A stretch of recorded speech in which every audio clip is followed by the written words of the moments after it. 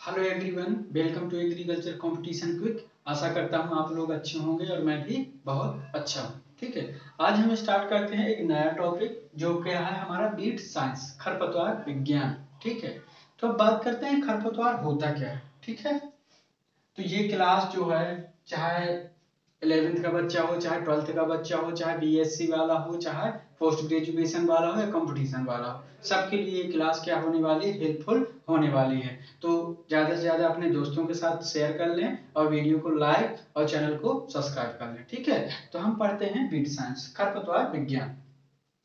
अब होता क्या है खरपतवार, पहले तो बात कर लेते हैं जनरल सी कि खरपतवार की डिफिनीशन। ठीक है, खरपतवार वे अवांछनीय पौधे होते हैं जो बिना बोए ही किसी भी खाली जगह पर, चाहे आपकी फील्ड हो चाहे खाली जगह डली हो, वहां पर ग्रो हो जाते हैं, जिससे किसान को क्या होता है, हानि होने लगती है, लाभ की तुलना में उसको हानि हो जाती है, जिसे हम क्या कहते हैं, खरपतवार कहते हैं। बीट क्या होते हैं, खरपतवार वे अवांछनीय पौधे होते हैं जो बिना बोए ही किसी भी खाली जगह या आपकी फील्ड पर ग्रो हो जाते हैं तथा किसान को हानि पहुंचाते हैं। क्या कहलाते हैं, खरपतवार कहलाते हैं। ठीक है, अलग अलग साइंटिस्टों ने अलग अलग तरह से इसको डिफाइन किया। ठीक है, तो हमने ये एक डिफिनीशन देख ली जो बिल्कुल सिंपल सी थी। ठीक, अब बात करते हैं बहुत इंपॉर्टेंट पॉइंटों की। ठीक, तो पहला पॉइंट है हमारा,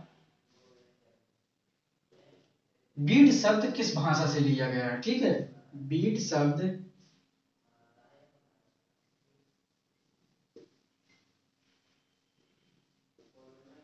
बीड शब्द किस भाषा से लिया गया है।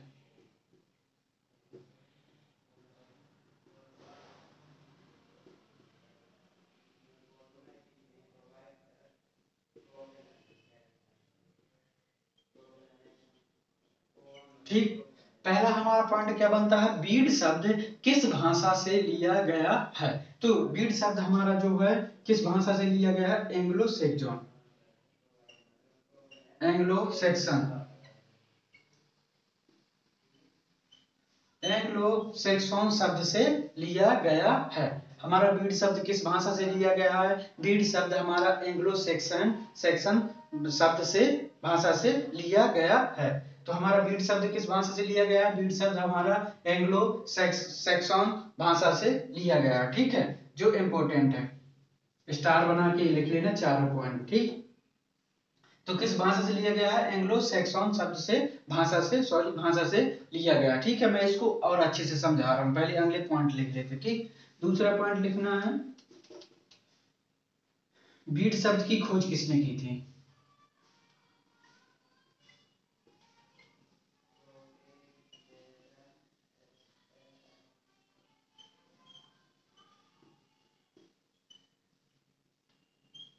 बीट शब्द की खोज किसने की थी, तो बीट शब्द की खोज हमारे जेंथ्रोटूल ने की थी। किसने, जेंथ्रोटूल ने।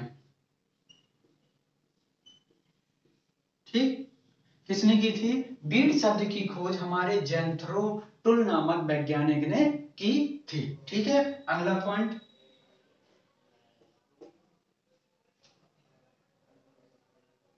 फादर ऑफ बीट साइंस,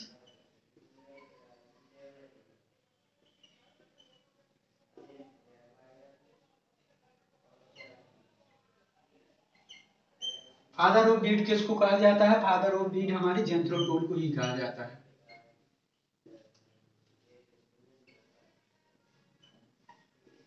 क्या कहा जाता है, फादर ऑफ बीट किसको कहा जाता है, फादर ऑफ बीट जेंथ्रोटूल को कहा जाता है। जेंथ्रोटूल ने, अगला पॉइंट है हमारा, जेंथ्रोटूल ने एक बुक लिखी थी। क्या लिखी थी, जेंथ्रोटूल ने एक बुक लिखी थी। उस बुक का नाम क्या था, उस बुक का नाम हॉर्स होइंग हस्बेंड्री था।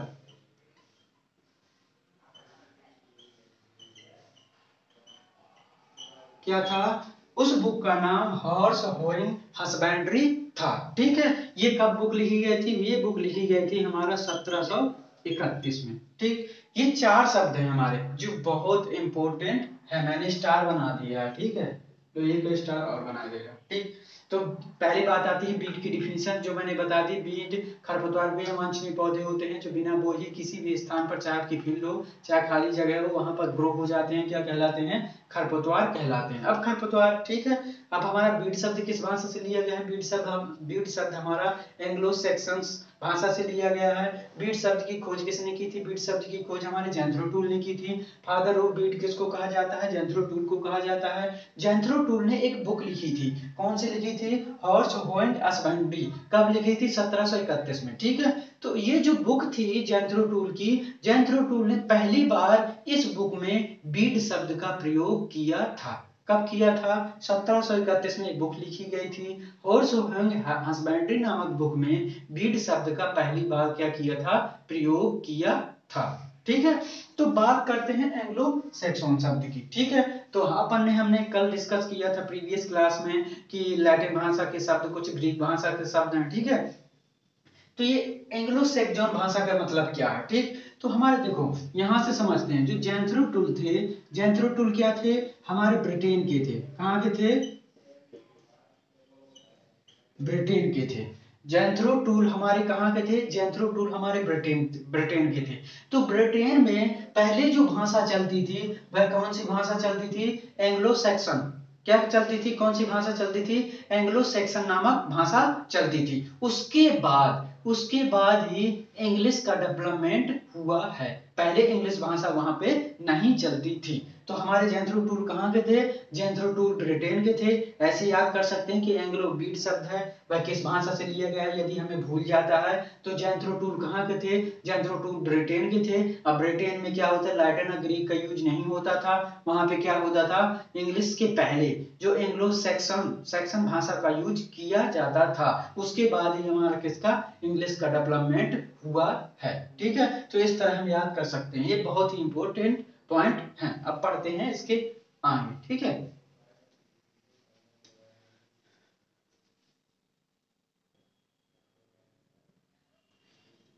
अब बात करते हैं हम क्लासिफिकेशन ऑफ बीट की, ठीक है। खरपतवारों का वर्गीकरण, ठीक है। तो इसमें पहला वर्गीकरण है, हम इंपॉर्टेंट है ये वर्गीकरण, इसी को घर पढ़ेंगे, ठीक। स्टार बना के लिख लेना। खरपतवार तथा फसलों के संबंध के आधार पर, ठीक है। हम क्या पढ़ रहे हैं? खरपतवारों का वर्गीकरण, क्लासिफिकेशन ऑफ बीट्स। उसमें क्लासिफिकेशंस पढ़ना है। खरपतवार तथा फसलों के संबंध के आधार पर खरपतवार खरपतवार तथा फसलों के संबंध के आधार पर क्या? खरपतवारों का वर्गीकरण, ठीक है। तो पहला ये हो गया। अब इसमें पॉइंट आता है। अब इसमें पॉइंट पॉइंट बना के हेडिंग डाल के लिखना है, ठीक है। पहला पॉइंट लिखो, एब्सोल्यूट बीट्स।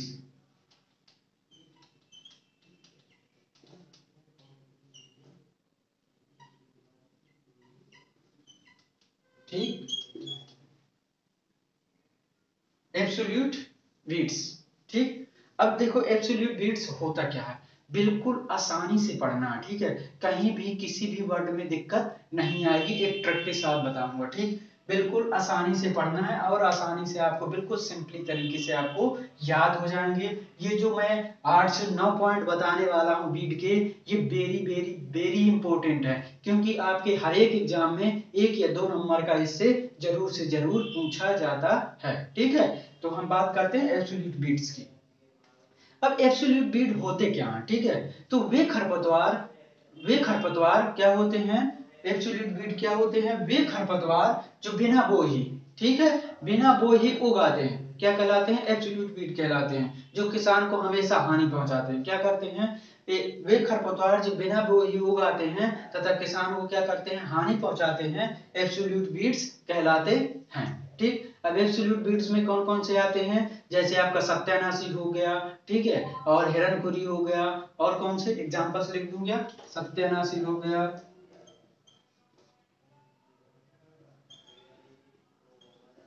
सत्यानाशी हो गया, हिरनखुरी हो गया,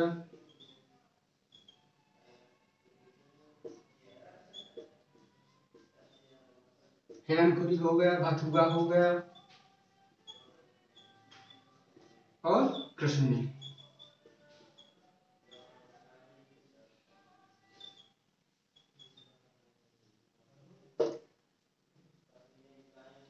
ठीक है। एब्सोल्यूट बीड्स क्या होगा? एब्सोल्यूट बीड वह होते हैं, वह खरपतवार होते हैं जो किसानों को क्या पहुंचाते हैं, बिना बोई उगाते हैं, ग्रो हो जाते हैं तथा किसानों को हानि पहुंचाते हैं। क्या कहलाते हैं? एब्सोल्यूट बीड्स कहलाते हैं। इसमें एक इंपॉर्टेंट बात यह भी है कि ये इसमें केवल खरपतवारों की बात की जाती है, ना कि एक क्रॉप की। ठीक है। अब बात करते हैं दूसरे पॉइंट, दूसरी हेडिंग बनाओ रिलेटिव, रिलेटिव बीड्स। अब रिलेटिव बीड्स क्या होते हैं देखो, ठीक है। रिलेटिव बीड्स में क्या है कि जैसे हमने एक क्रॉप बोई, ठीक है, तो एक क्रॉप में पुरानी,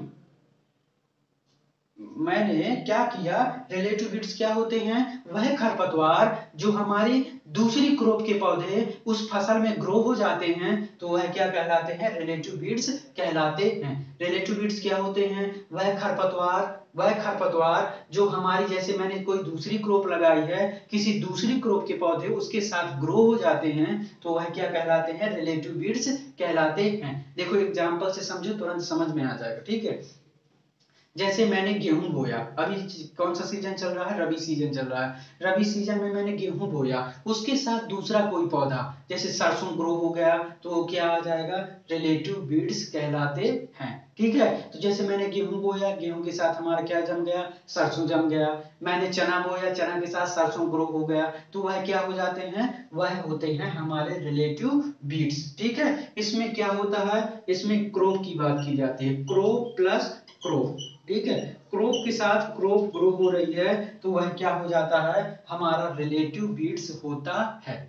समझ में आया? एब्सोल्यूट बीड्स क्या होते हैं? वह पौधे या वह खरपतवार जो बिना बोई ही उगाते हैं तथा किसानों को हानि ही पहुंचाते हैं, क्या कहलाते हैं? एब्सोल्यूट बीड्स कहलाते हैं। जैसे सत्यानाशी, हिरनखुरी, भथुआ, कृष्णनील, ठीक है, आदि etc।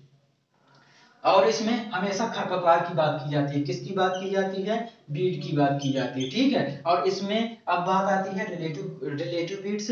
रिलेटिव बीड्स क्या होते हैं? वे खरपतवार या वे पौधे जो किसी दूसरी क्रॉप के पौधे होते हैं, लेकिन किसी दूसरी क्रॉप के साथ ग्रो हो जाते हैं, तो वह क्या कहलाते हैं? रिलेटिव बीड्स कहलाते हैं। जैसे मैंने चना बोया, चने के साथ मेरी सरसों उगाया, ग्रो हो गया, तो वो क्या हो गया? रिलेटिव बीड्स हो गया। मैंने गेहूं बोया, गेहूं के साथ क्या हो गया? सरसों ग्रो हो गया, तो वह क्या हो गया? Relative beads. आशा करता हूं समझ में आ गया होगा। अब देखते हैं अगला पॉइंट। ठीक है।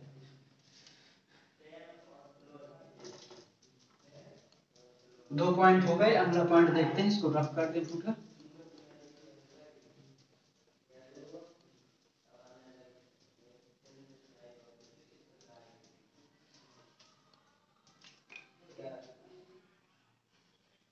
तीसरा मिमिक्री।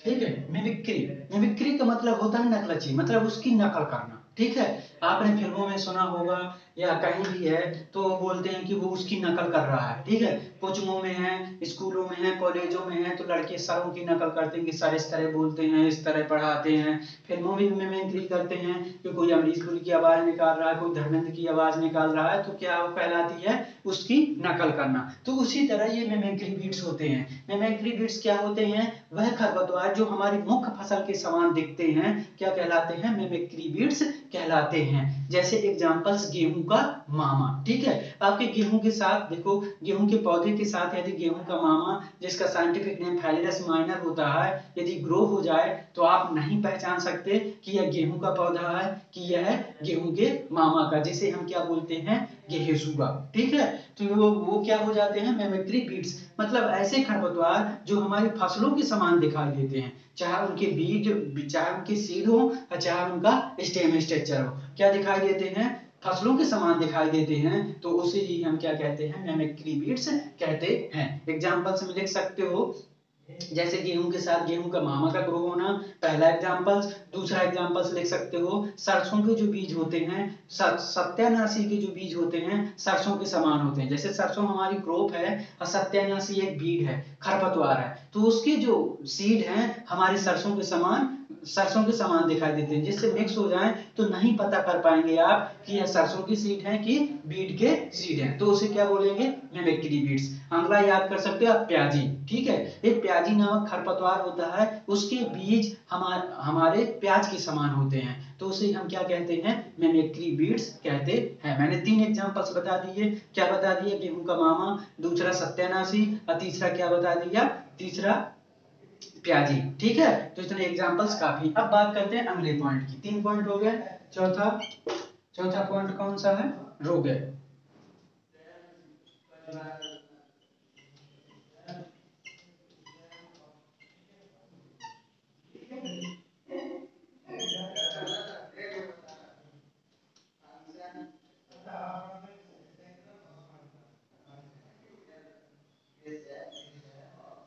अगली बात करते हैं चौथे पॉइंट की, रोगे बीट्स। अब रोग बीट्स क्या होते हैं, ठीक है। तो रोग बीट्स का तात्पर्य यह होता है कि जैसे मैंने कोई दूसरी क्रॉप लगाई, ठीक है, एक स्पीसीज है, एक स्पीसीज की मैंने दूसरी वैरायटी ली, उसमें किसी दूसरी वैरायटी का ग्रो हो जाना ही क्या कहलाता है, रोगे बीट्स कहलाता है। जैसे मैंने गेहूं क्या लिया, एक स्पीसीज है, ठीक है, इसकी मैंने 2 वैरायटी ली। कौन कौन सी, एक वैरायटी मैंने ले ली कल्याण सोना और एक वैरायटी ले ली मैंने सोनालिका। ठीक है, गेहूं एक स्पीसीज है, देखो समझो। रोगेविड्स क्या होते हैं, वे खरपतवार या वे पौधे जो किसी दूसरी क्रॉप के साथ किसी दूसरी वैरायटी ग्रो हो जाती है। जैसे मैंने एक वैरायटी लगाई, उसमें किसी दूसरी वैरायटी के पौधे ग्रो हो जाते हैं, तो उसे ही हम क्या कहते हैं, रोगेविड्स कहते हैं। जैसे मैंने एक स्पीसीज ली, कौन सी, वीट, ठीक है, इसकी मैंने 2 वैरायटियां ली। पहली वैरायटी ली मैंने कल्याण सोना,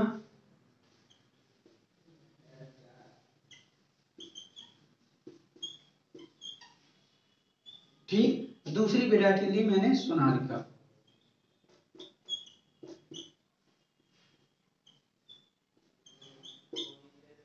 मैंने अपने खेत पर कल्याण सोना नामक वैरायटी को लगाया। किसको लगाया, मैंने एक अपने खेत पर कल्याण सोना नामक वैरायटी को लगाया, लेकिन उसके साथ सोनालिका वैरायटी के पौधे ग्रो हो गए, तो वह क्या कहलाता है, रोगेविड्स कहलाता है। आशा करता हूं समझ में आ गया होगा। ठीक है, तो रोगेविड्स क्या होते हैं, किसी एक वैरायटी के पौधे किसी दूसरी वैरायटी में, जैसे मैंने एक वैरायटी लगाई, किसी दूसरी वैरायटी के पौधे उसके साथ ग्रो हो जाते हैं, ठीक है, तो वह क्या कहलाते हैं, रोगेविड्स कहलाते हैं। जैसे मैंने वीट स्पीसीज लिया, वीट में 2 वैरायटी ली मैंने, सोनालिका और कल्याण सोना। ठीक है, तो यदि मैंने कल्याण सोना लगाया है, तो उसके साथ यदि सोनालिका ग्रो हो जाती है, तो वह क्या कहलाता है, रोगेविड्स कहलाता है। आशा करता हूं समझ में आ गया होगा। देखते हैं अगला पॉइंट।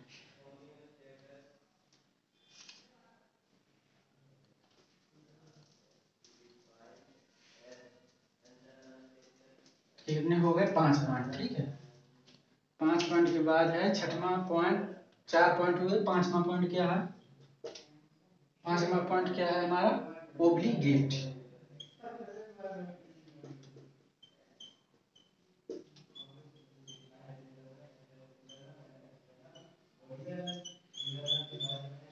पांचवा है हमारा ओब्लिगेट खरपतवार। ठीक है, ओब्लिगेट खरपतवार क्या होते हैं, वे वे खरपतवार जो आपके केवल फील्ड में ग्रो होते हैं। किसमें होते हैं, केवल फील्ड में ग्रो होते हैं, वह क्या कहलाते हैं, ओब्लिगेट बीट्स कहलाते हैं। यह जंगल प्रजाति में, जंगलों में नहीं ग्रो होते हैं, उसे ही हम क्या कहते हैं, ओब्लिगेट बीट्स कहते हैं। जैसे इसका एग्जांपल्स आप लिख सकते हो, ओब्लिगेट बीट्स का क्या, हिरन खुरी। ठीक है, ओब्लिगेट बीट्स का क्या लिख सकते हो एग्जांपल्स, हिरन खुरी।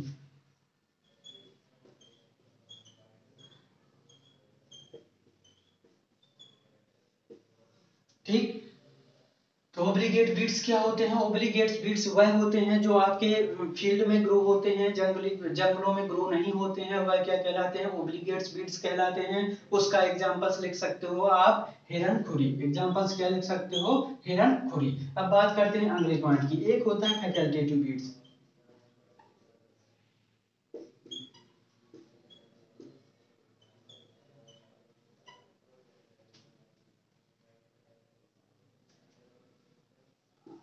कौन सा है? Facultative weeds. अब फैकल्टेटिव बीट्स क्या होते हैं? वह बीट्स, वह खरपतवार जो आपके फील्ड और वाइल्ड दोनों में ग्रो होते हैं, वह क्या कहलाते हैं? फैकल्टेटिव बीट्स कहलाते हैं। ओब्लिगेट बीट्स क्या था? आपका फील्ड भर में ग्रो हो रहा था। किस में ग्रो हो रहा था? फील्ड भर में ग्रो हो रहा था, तो उसे हम क्या कहते हैं? ओब्लिगेट बीट्स कहते हैं। यह हमारा फील्ड एंड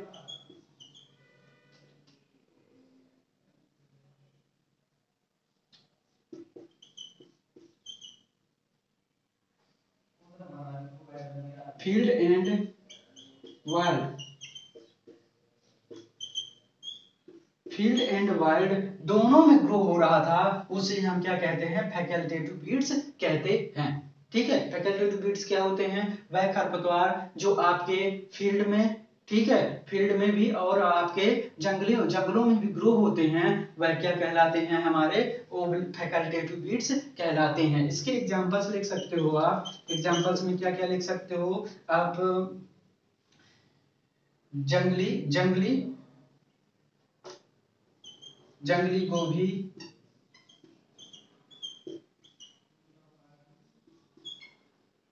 गोभी, ठीक है, जंगली गोभी असत्यानाशी, सत्यानाशी, ठीक है। तो इसके एग्जांपल्स कौन कौन से हो गए? फैकल्टेटिव बीट्स क्या होते हैं? जो फील्ड और वाइल्ड दोनों में ग्रो होते हैं, क्या कहलाते हैं? फैकल्टेटिव बीट्स कहलाते हैं। एग्जांपल्स क्या क्या लिख सकते हो? जंगली गोभी और सत्यानाशी। अब देखते हैं अगले पॉइंट को। अगला पॉइंट है हमारा 7वां, कौन सा है? Noxious beats.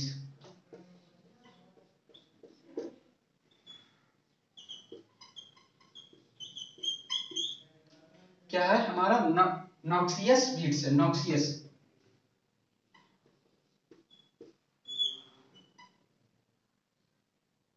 अगला है हमारा नॉक्सियस बीट्स, ठीक है। अब नॉक्सियस बीट क्या होते हैं? ठीक है, तो नॉक्सियस बीट्स वे खरपतवार होते हैं जो आपके नियंत्रण से बाहर होते हैं, आउट ऑफ कंट्रोल होते हैं, उसे ही हम क्या कहते हैं? नॉक्सियस बीट्स कहते हैं। नॉक्सियस बीट्स क्या होते हैं? नॉक्सियस बीट्स वह होते हैं जो आपके कंट्रोल से बाहर होते हैं, तो वह क्या कहलाते हैं? नॉक्सियस बीट्स कहलाते हैं। आशा करता हूं समझ में आ गया होगा। इसके एग्जांपल्स देख लो।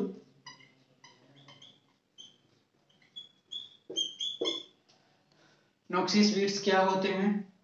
अभी बताया, देख लो एक बार सुन लो। नॉक्सियस बीट्स वह खरपतवार होते हैं जो आपके आउट ऑफ कंट्रोल होते हैं, जिनका नियंत्रण करना बहुत कठिन होता है, कष्टप्रदायी होता है, वह क्या कहलाते हैं? आपके नॉक्सियस बीट कहलाते हैं। इसके एग्जांपल्स कौन कौन से हैं? देखो, जरायन हो गया, क्या हो गया? जरायन हो गया, ठीक है, जिसे लेंटाना कैमारा बोलते हैं। आपका लेंटाना कांस हो गया, क्या हो गया? कांस हो गया, दूब घास हो गया,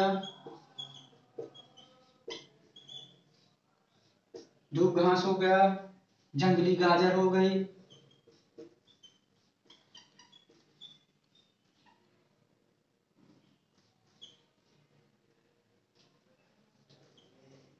जंगली गाजर आदि, ठीक है। मैंने इसके 4-5 एग्जांपल्स लिखवा दिए। तो नॉक्सियस बीट्स क्या होते हैं? जो आउट ऑफ कंट्रोल होते हैं, किसान को नियंत्रण करने में बहुत कष्टप्रदायी होते हैं, बहुत आसानी से कंट्रोल नहीं होते हैं, नियंत्रण करना बहुत कठिन होता है, तो वह क्या कहलाते हैं? नॉक्सियस बीट कहलाते हैं। एग्जांपल्स है जैसे जरायन हो गया, कांस हो गया, दूब घास हो गई, और क्या हो गया? जंगली गाजर हो गई। इसके बाद डिस्कस करते हैं आगे पॉइंट, ठीक है। एक बचता है हमारा वॉलेंटियर, एक बचता है हमारा पैरासाइट्स। 7 पॉइंट हो गए।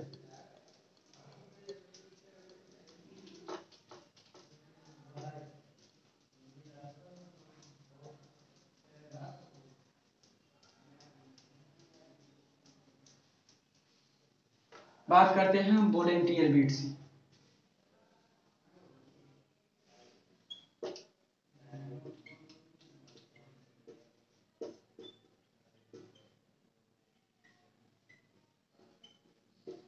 अब वॉलेंटियर बीट्स क्या होते हैं? देखो, ठीक है, वॉलेंटियर बीट्स और आपका क्या था? रिलेटिव बीट्स, इसमें थोड़ा सा डिफरेंस होता है। रिलेटिव बीट्स में क्या होता है? कोई भी क्रॉप ग्रो हो जाए उसके साथ, जैसे मैंने बताया गेहूं के साथ चने का ग्रो हो जाना रिलेटिव बीट्स कहलाता है। लेकिन इसमें वॉलेंटियर बीट्स में क्या होता है, पूर्व वाली फसल के पौधों का ग्रो होना, ठीक है। वॉलेंटियर बीट्स वह खरपतवार होते हैं जो आपकी इस सीजन में ग्रो हो रही है, तो पिछली सीजन की फसलों के पौधों का ग्रो होना ही क्या कहलाता है, वॉलेंटियर बीट्स कहलाता है। वॉलेंटियर बीट्स क्या होते हैं, वह पौधे, वह क्रॉप जो आप इस समय इस सीजन में ग्रो कर रहे हैं, तो उसके साथ किसी पिछले सीजन या उसके पहले के सीजन के पौधों का, फसलों के पौधों का उसके साथ ग्रो होना ही क्या कहलाता है, वॉलेंटियर बीट्स कहलाता है। देखो एग्जांपल से समझो, ठीक है।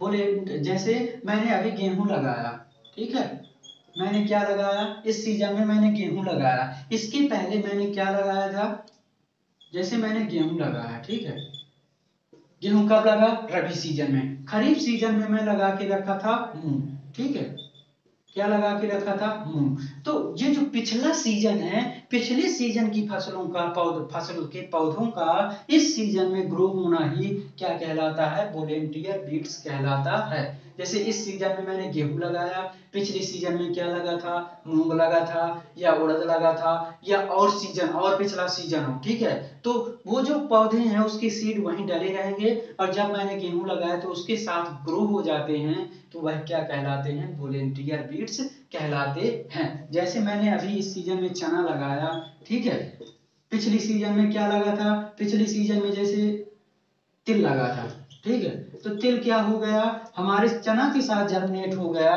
कुछ भी हो गया, तो वह क्या कहलाता है, हमारा वॉलेंटियर बीट्स कहलाता है। वॉलेंटियर बीट्स क्या होते हैं, जो इस सीजन में क्रॉप बोई गई है उसके पहले की सीजन वाली क्रॉप या पूर्व सीजन की क्रॉप का ग्रो होना ही क्या कहलाता है, वॉलेंटियर बीट्स कहलाता है। इसके बाद बचता है अगला पॉइंट 9, पैरासाइट बीट्स,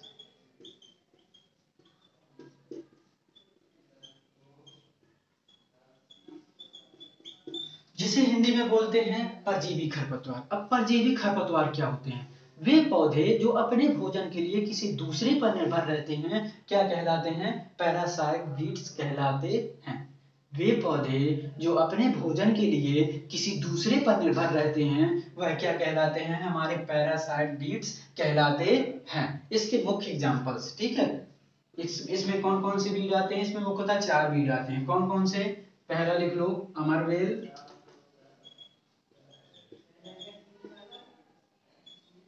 अमरवेल, ओरोबंकी,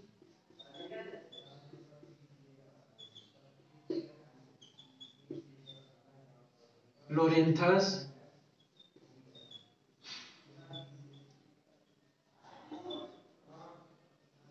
स्ट्राइगा।